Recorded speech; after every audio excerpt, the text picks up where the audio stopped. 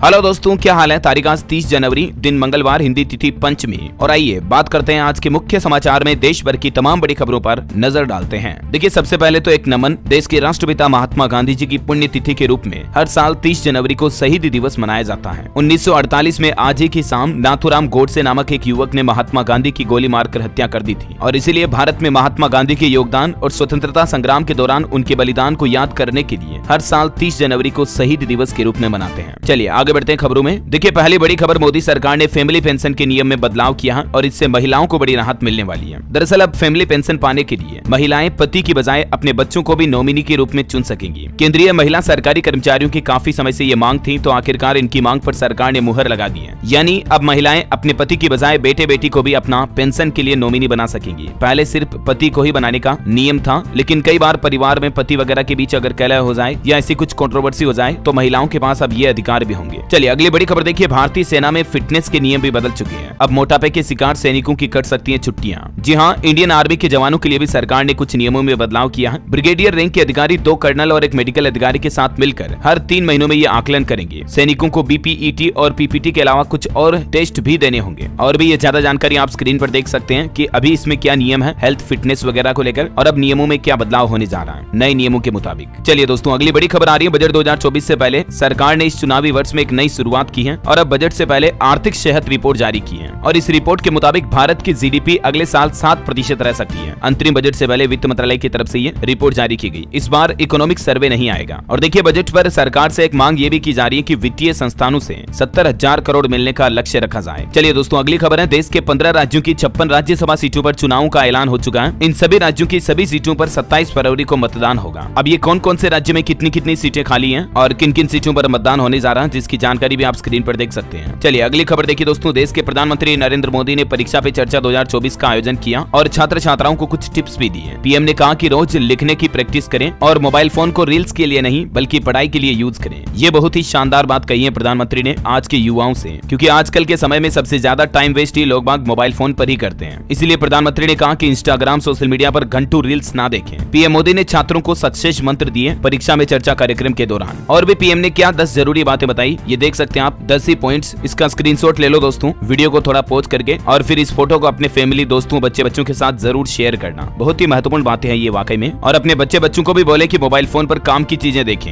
यूं ही फालतू में फेसबुक इंस्टाग्राम पर टाइम वेस्ट करने के बजाय तो कम से कम यूट्यूब पर डीएलएस न्यूज ही देख लो, क्योंकि आपको खुद को पता है, बताने की जरूरत ही नहीं है मुझे। क्योंकि दोस्तों इस डीएलएस न्यूज चैनल पर डेली मैं आपको कितनी काम की खबरें बताता हूँ। हर सरकारी न्यूज अपडेट हो, गवर्नमेंट का कोई बड़ा फैसला है, सरकारी नौकरियां, job vacancy, educational news update, current affairs, क्या कुछ नए नियम, बड़े बदलाव, सरकार क्या नई प्लानिंग योजनाएं बना रही है, देश दुनिया में क्या हो रहा है, कम से कम अपडेट तो रहते हो ना हर एक चीज से डीएलएस न्यूज के माध्यम से। अब आप कहोगे कि यार डीएलएस भाई खुद के मुंह से कितनी तारीफ करोगे और अपनी, पर आप तो करते नहीं हो, मैं खुद तो कर लूं। चलो अपनी बातें होती रहेगी, आगे बढ़ते हैं खबरों में। देखिए आप, सिमी को लेकर केंद्र सरकार ने बड़ा फैसला लिया। 5 साल तक के लिए इस पर लगा प्रतिबंध बढ़ा दिया है। जी हाँ, SIMI ये क्या है, सिमी, जिस पर 5 साल का और बैन लग चुका है गृह मंत्रालय की तरफ से। तो आपको बता दूं, इसका फुल फॉर्म है student Islamic movement of India, जो की एक इस्लामिक ऑर्गेनाइजेशन ग्रुप है स्टूडेंट्स का। उस पर सरकार ने 5 साल तक के लिए प्रतिबंध बढ़ा दिया, क्योंकि आतंकी समूह घोषित कर दिया सरकार ने इसे। चलिए अगली खबर देखिए आप, एक रिपोर्ट सामने आ रही है। आपकी नींद को लेकर रिसर्च आ रही है वैज्ञानिकों की कि खर्राटों की वजह से नींद में खलल आपकी याददाश्त को प्रभावित कर सकता है। हालिया ताजा साइंस की स्टडी में यह खुलासा हुआ है। स्लीप एपनिया की वजह से कॉग्निटिव हेल्थ पर असर पड़ सकता है और नींद में पड़ने वाली खलल की वजह से न्यूरो इन्फ्लेमेशन का खतरा बढ़ जाता है, जिससे मोटापा, ब्लड प्रेशर, कोलेस्ट्रॉल, वजन बढ़ सकता है और आपकी दिमागी क्षमता, याददाश्त भी कमजोर हो सकती है। और इसलिए वो कहते हैं ना कि नींद अच्छी लेनी चाहिए, हमेशा गहरी और अच्छी नींद लेनी चाहिए। और भी आप ये देख सकते हैं स्टडी में क्या क्या पाया है वैज्ञानिकों ने। चलिए अगली खबर है, राजस्थान सरकार ने एक नया नियम लागू कर दिया कि सरकारी कर्मचारी बिना किसी कारण अगर ऑफिस से बाहर गए तो फिर खेर नहीं। प्रशासनिक सुधार विभाग नकल कसेगा।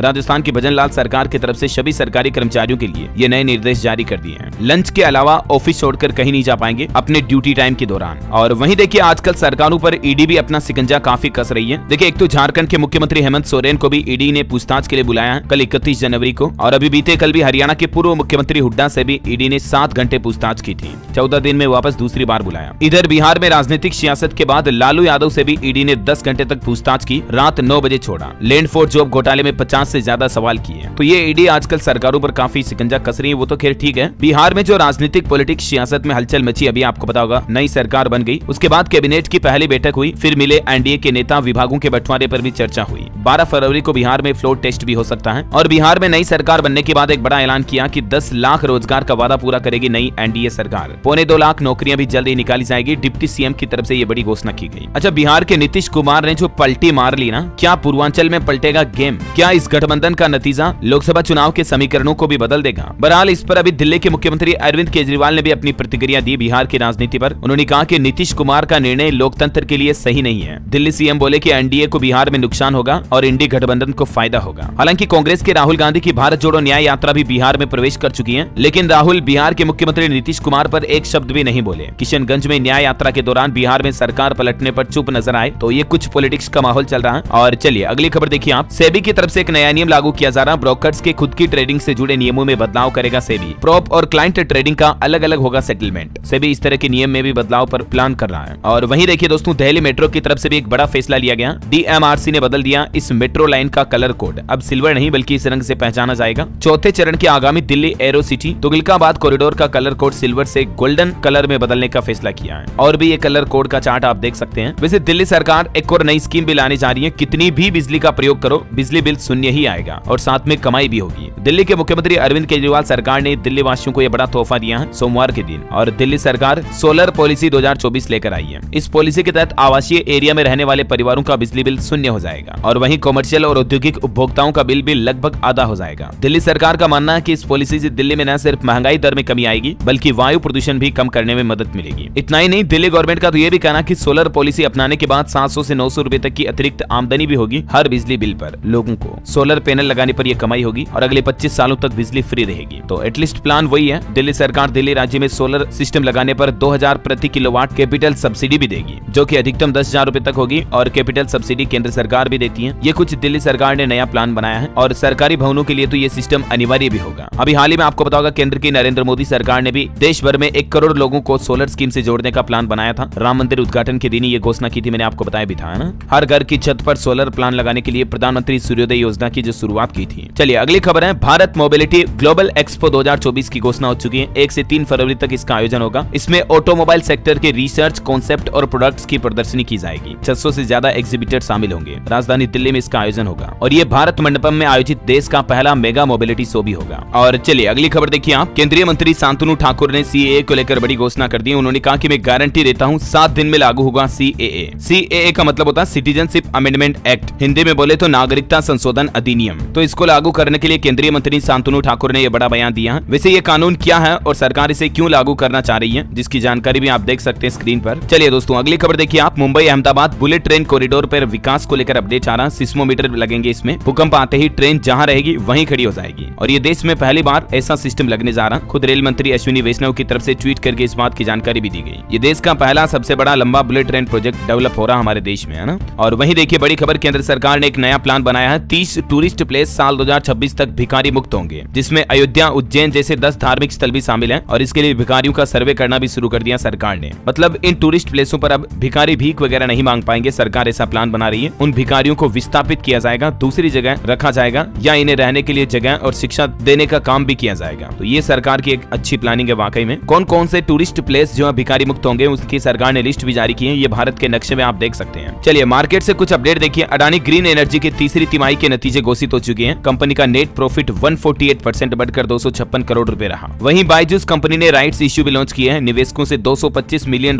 की वैल्यूएशन पर 1663 करोड़ रुपए जुटाएगी कंपनी। और नई लॉन्चिंग पर खबर है। Realme 12 Pro 5G smartphone series launch हो चुकी है। शुरुआती कीमत 26,000 रुपए। ऑटो इंडस्ट्री से भी लॉन्चिंग पर खबर है कि सिट्रोन C3 एयरक्रॉस का ऑटोमेटिक ट्रांसमिशन मॉडल लगभग 13 लाख रुपए में लॉन्च हुआ है। इसमें आपको कई एक्स्ट्रा फीचर्स भी मिलेंगे। अच्छा अभी तो कुछ और महत्वपूर्ण और काम की खबरें जानेंगे। फिलहाल आज के मौसम समाचार पर नजर डाल लेते हैं। देखिए उत्तर प्रदेश, बिहार और उत्तराखंड में शीतलहर का अलर्ट। पहाड़ों में बारिश और बर्फबारी की भी संभावना है। 3 फरवरी तक उत्तर भारत में मौसम के कई रंग बदलाव देखने को मिलेंगे। उत्तर प्रदेश में भी अगले 3 दिन बारिश और ओले गिरने की चेतावनी जारी की है मौसम विभाग ने। कानपुर में सर्दी का 20 साल का रिकॉर्ड टूट गया। यूपी के 39 शहरों में अलर्ट जारी किया गया। बिहार में भी ठंड के कारण यात्रियों की परेशानी बढ़ रही है। कई सारी ट्रेनें भी लेट चल रही हैं। हरियाणा में 48 घंटे बाद फिर से कोल्ड डे की शुरुआत होगी। पश्चिमी विक्षोभ के प्रभाव से बारिश की भी संभावना है हरियाणा राज्य में। और दोस्तों हरियाणा के साथ ही पंजाब, चंडीगढ़ में भी शीतलहर चल रही है। 31 जनवरी से मौसम और बदलेगा। और देखिए कुछ पहाड़ी राज्यों पर बर्फबारी की भी संभावना है। हिमाचल में कल रात से ही गिरेगी बर्फ। शिमला सिटी सहित 6 जिलों में भारी हिमपात की चेतावनी है। और जम्मू कश्मीर में भी खत्म हुआ 2 महीने का इंतजार। कई ऊपरी इलाकों में हल्की बर्फबारी देखी गई। इस बार आपको पता होगा पहाड़ी राज्यों में बर्फबारी बहुत कम हुई है। इसके चलते हिमाचल के लोगों को बिजली का संकट भी झेलना पड़ रहा है और बिजली की कीमतें भी बढ़ सकती हैं। ऐसे संकेत भी मिल रहे हैं कि हिमाचल प्रदेश में बिजली दरों में अधिकतम 15% की बढ़ोतरी की संभावना है। और भी स्काईमेट वेदर की रिपोर्ट के मुताबिक अगले 24 घंटों के दौरान मौसम की संभावित गतिविधियों की जानकारी आप देख सकते हैं। चलिए आज के सराफा बाजार पर नजर डालें तो देखिए सोना महंगा हुआ, चांदी की चमक भी बढ़ी है। सोने का भाव 200 रुपए की तेजी के साथ 63,100 रुपए प्रति 10 ग्राम पर चल रहा है। चांदी की बात करें तो चांदी में भी 200 का उछाल आया और 76,400 रुपए प्रति किलोग्राम चांदी का रेट चल रहा है। दिल्ली सराफा बाजार का यह आंकड़ा है ना। और चलिए आगे बढ़ते हैं खबरों में। देखिए बड़ी खबर, मालदीव के राष्ट्रपति मुइज्जू की मुश्किलें बढ़ती जा रही है। भारत से विवाद के बीच मालदीव की सरकार गिरने का भी खतरा मंडरा रहा है। संसद में महाभियोग प्रस्ताव पास होगा। कल ही मैंने आपको बताया था कि मालदीव की संसद में किस तरह से लड़ाइयां हो रही हैं। अब मालदीव के प्रेसिडेंट के खिलाफ महाभियोग की तैयारियां भी शुरू हो चुकी हैं। 2 विपक्षी पार्टियों का फैसला है। और वहीं भारत की इकोनॉमी पर भी रिपोर्ट आ रही कि 5 नहीं बल्कि 7 ट्रिलियन डॉलर की अर्थव्यवस्था बनेगा हमारा भारत। अगले 3 साल में पीछे छूट जाएंगे जर्मनी और जापान भी। ये वाकई में हम सभी भारतीयों के लिए बड़े गर्व की बात है। और वहीं देखिए हरियाणा सरकार ने शानदार घोषणा की है। हर जिले में खुलेंगे वृद्ध सेवा आश्रम, 50,000 गरीबों को प्लॉट भी दिए जाएंगे। मुख्यमंत्री मनोहर ने नीतीश कुमार पर भी बयान दिया है। मैंने आपको जानकारी बताई थी ना कि एक तो हरियाणा के मुख्यमंत्री मनोहर लाल सरकार का कहना कि गरीबों को मुख्यमंत्री आवास योजना के तहत प्रदेश में पहले चरण में 50,000 प्लॉट आवंटित किए जाएंगे और इसके लिए आवेदन के लिए 2 दिन बाद ऑनलाइन पोर्टल भी शुरू कर दिया जाएगा। और हाल ही में हरियाणा करनाल से ई बस सेवा वगैरह भी शुरू की थी मुख्यमंत्री ने। अब एक और शानदार घोषणा की है कि बुजुर्गों के लिए वृद्ध सेवा आश्रम खोले जाएंगे जिनमें 50-50 बुजुर्गों की रहने की व्यवस्था होगी। और बिहार के सीएम को लेकर भी उन्होंने काफी तारीफ की है, देख सकते हैं आप। चलिए अगली खबर देखिए दोस्तों। रामलला की प्राण प्रतिष्ठा के बाद मुख्यमंत्री योगी आदित्यनाथ ने एक बार फिर से रामलला के दर्शन किए। राम मंदिर में वीआईपी दर्शन को लेकर मीटिंग की। 31 दिन में 11 राज्यों के मुख्यमंत्री उत्तर प्रदेश अयोध्या आएंगे और ऐसे में वीवीआईपी के दर्शनार्थियों के लिए 3 नए द्वार भी खोले जाएंगे राम मंदिर में। भक्तों को रामलला के करीब से कराए जाएंगे दर्शन। सीएम योगी ने मीटिंग में ये प्लान बनाया। और एक बड़ी रिपोर्ट देखिए दोस्तों, पिछले 4 दिन में 50,000 से भी ज्यादा रामलला की तस्वीरें बिकी। सिर्फ उत्तर प्रदेश अयोध्या मार्केट का आंकड़ा है ये। हर दिन 2 लाख श्रद्धालु दर्शन कर रहे हैं। और रामलला की तस्वीरों से रामलला के उद्घाटन के बाद से अयोध्या के मार्केट में व्यापारियों की भी काफी चांदी हो रही है। इधर कृष्ण जन्मभूमि मामले में भी अदालत ने बड़ा फैसला लिया है। ईदगाह कॉम्प्लेक्स के सर्वे पर रोक जारी रहेगी। उत्तर प्रदेश के मथुरा में जारी इस विवाद पर सुप्रीम कोर्ट की तरफ से ये अहम फैसला सुनाया गया कि इस पर लगा स्टे ऑर्डर जारी रहेगा। और वहीं वाराणसी में ज्ञानव्यापी केस पर भी हिंदू पक्ष की सुप्रीम कोर्ट में याचिका लगाएगी। शिवलिंग और वजू स्थल के सर्वे की मांग कराएगी। मई 2023 में इस पर सुप्रीम कोर्ट ने रोक लगाई थी। और राम मंदिर की प्राण प्रतिष्ठा में शामिल हुए मुख्य इमाम के खिलाफ फतवा भी जारी हो चुका है। बहिष्कार के साथ उन्हें जान से मारने की धमकी भी दी जा रही है। अयोध्या में 22 तारीख को रामलला के प्राण प्रतिष्ठा समारोह में ऑल इंडिया इमाम ऑर्गेनाइजेशन के मुख्य डॉक्टर उमेर अहमद भी शामिल हुए थे। तो उनके बाद अब इन्हीं की समाज ने इनके खिलाफ फतवा जारी कर दिया। देखिए ये मतलब मुस्लिमों की क्या सोच है। उसके बाद से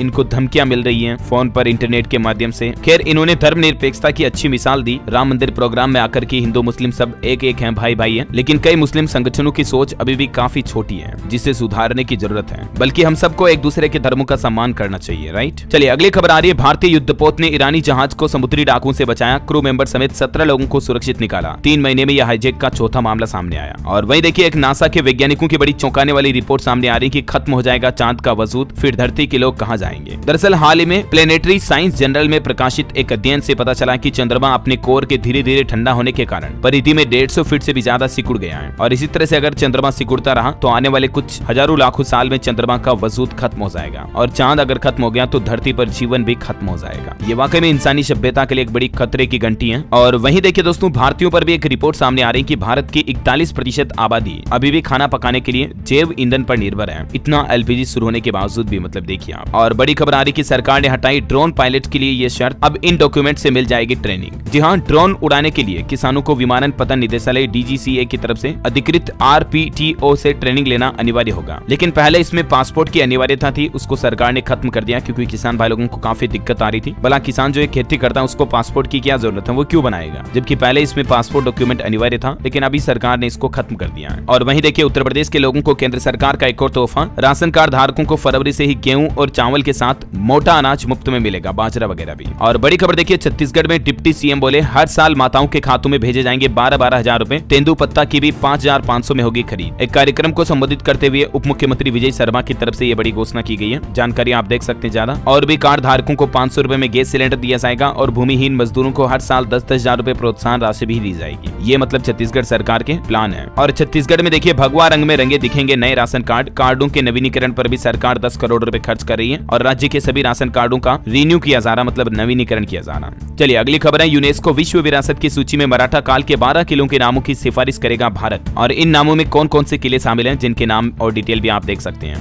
हज यात्रा पर भी एक रिपोर्ट आ आ रही दोस्तों, इस साल भारत से बिना पुरुष साथी के हज पर जाएंगी 5162 महिलाएं, क्योंकि अभी इस नियम में छूट दे दी ना कि बिना पति के भी महिला अकेली हज यात्रा पर जा सकती है। और बड़ी खबर देखिए, संस्कृति मंत्रालय को मिला गणतंत्र दिवस परेड की बेस्ट झांकी का अवार्ड। करंट अफेयर्स के हिसाब से इंपोर्टेंट है, इस बार के गणतंत्र दिवस पर यह अवार्ड मिला है। और राम भक्तों को एक और बड़ी सौगात, हरिद्वार से अयोध्या के लिए भी रवाना हुई पहली आस्था स्पेशल ट्रेन। वहीं देखिए, रामचंद्र पथ गमन न्यास के लिए 2 मैनेजर होंगे अपॉइंट। संस्कृति विभाग 1 साल के लिए नियुक्त करेगा इन्हें। चित्रकूट में बैठक के बाद सरकार ने यह बड़ा फैसला लिया है। मध्य प्रदेश चित्रकूट में मुख्यमंत्री डॉक्टर मोहन यादव द्वारा की गई बैठक में यह महत्वपूर्ण फैसला लिया गया। और मध्य प्रदेश में मुख्यमंत्री हेल्पलाइन की प्रदेश स्तरीय रैंकिंग भी जारी हो चुकी है। विदिशा जिला 12वें नंबर पर रहा। 50 दिन से अधिक की 10,469 शिकायतें अभी भी पेंडिंग पड़ी हैं। जो सीएम हेल्पलाइन 181 नंबर है ना, उसको लेकर ये रैंकिंग सामने आ रही है। और बड़ी खबर देखिए, पुरानी पेंशन को लेकर फरवरी में सरकारी कर्मचारी बैठक करेंगे। रेलवे कर्मचारी नेता शिव गोपाल मिश्रा ने कहा कि केंद्रीय, राज्य और शिक्षक संघ सब करेंगे हड़ताल, भारत होगा बंद। ये बड़ी घोषणा कर दी है पुरानी पेंशन योजना को वापस लागू करवाने के लिए रेलवे कर्मचारियों की तरफ से। चलिए खबर है दोस्तों, बिहार में सरिस्वा नदी अब होगी प्रदूषण मुक्त। एसटीपी प्लांट लगाने के लिए केंद्र सरकार देगी 63 करोड़ 17 लाख रुपए। सदस्यों ने बैठक भी की। और युवाओं के लिए अच्छी खबर देखिए, ग्रुप डी के खाली पदों का डेटा जुटा रही हरियाणा सरकार। विभागों से 3 दिन में जानकारी मांगी गई। 13,000 से ज्यादा पदों पर भर्ती की जाएगी। और वैसे नौकरियों वगैरह की बात हो ही रही, तो कुछ और एजुकेशन से जुड़े अपडेट्स भी आपको बता दूं फटाफट से। देखिए आप, एसएससी ने अपने कई सारे एग्जाम के शेड्यूल जारी कर दिए 2024 के लिए। कर्मचारी चयन आयोग की तरफ से आप ऑफिशियल पोर्टल पर जाकर चेक कर लीजिएगा कौन कौन से एग्जाम डेट्स फरवरी में हैं। और वहीं देखिए आप, झारखंड में जेएसएससी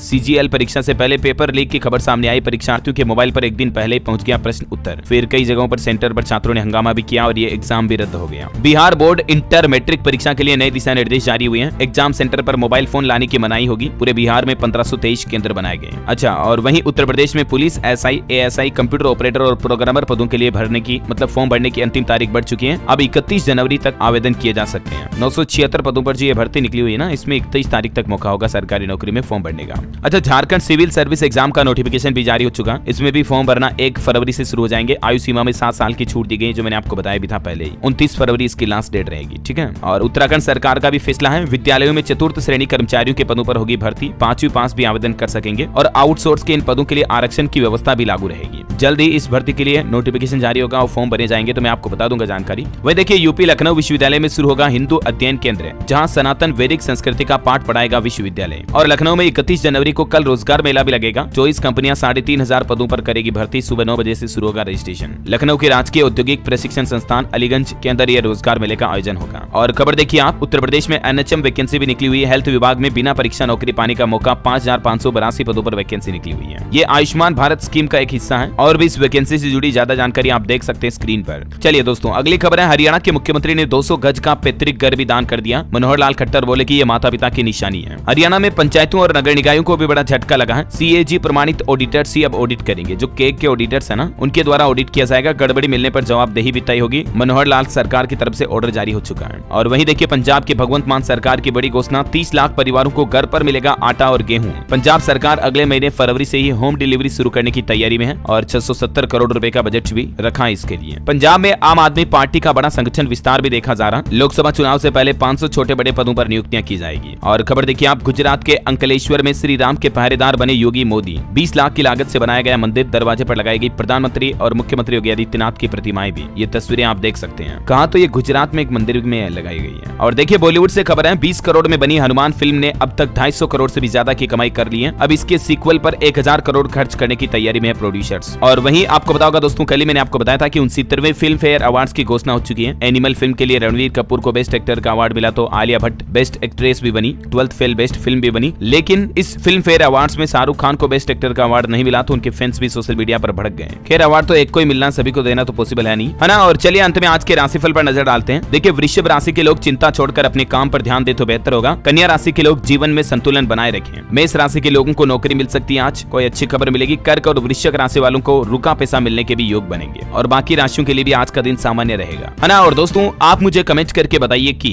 भारत में सबसे ज्यादा खाद्यान्न उत्पादन किसका होता है। गेहूं, चावल, मक्का, ज्वार, बाजरा, इनमें सबसे ज्यादा उत्पादन किसका होता है? कमेंट करके बताना। आपको ऑप्शन नहीं देने वाला हूं। सही जवाब देने वाले लोगों को रैंडमली सेलेक्ट होने पर डीएलएस न्यूज टीम की तरफ से एक शानदार सरप्राइज गिफ्ट जीतने का मौका मिलेगा। और इसी के साथ ही अगर आपको वीडियो अच्छा लगा तो इसे लाइक करना, शेयर भी करना। डीएलएस न्यूज चैनल को सब्सक्राइब करके बेल आइकन जरूर दबा देना, रोजाना ऐसी इन्फॉर्मेटिव काम की खबरें देखते रहने के लिए। जय हिंद, जय भारत, वंदे मातरम।